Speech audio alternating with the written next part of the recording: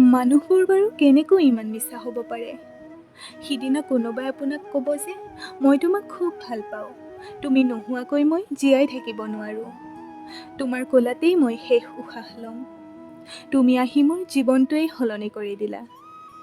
আৰু তাৰ ঠিক পিছ মুহূৰ্ততেই কৈ দিব যে আপুনি তেওঁৰ বিশ্বাসৰ যোগ্যই নহয়, উপযুক্ত নহয়, তেওঁৰ কাৰণে মোৰ ডিষ্ট্ৰাকশ্যন হোৱাটো হেনো একেবাৰেই নিবিচাৰে তেওঁ। সেইবাবে আঁতৰি যায়, নিঃশব্দে, নীৰৱে।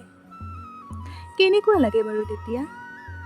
ঠিক সেইখিনি সময়তে মেছেজবোৰ ছাৰ্চ কৰি কৰি যে পঢ়ি চোৱা যায়, তেতিয়া অনুভৱ হয় যোৱাকালিৰখিনি মিছা আছিল নে আজিৰখিনি সঁচা, যোৱাকালিৰখিনি সঁচা আছিল নে আজিৰখিনি মিছা। তেতিয়াই নিজক লৈ অনুভৱ হয়, মই সঁচাকৈয়ে ইমান বেয়া নে? কিয় মানুহে মোক বিশ্বাসত ল'ব নোৱাৰে? মই কিয় মানুহৰ বিশ্বাসৰ যোগ্য হ'ব নোৱাৰোঁ? সদায় মোকেই কিয় বাছনি কৰে? টুকুৰা টুকুৰকৈ যেন ভাঙি যাওঁ সেইখিনি সময়ত, জীৱনটো যেন তাতেই ৰৈ যায়।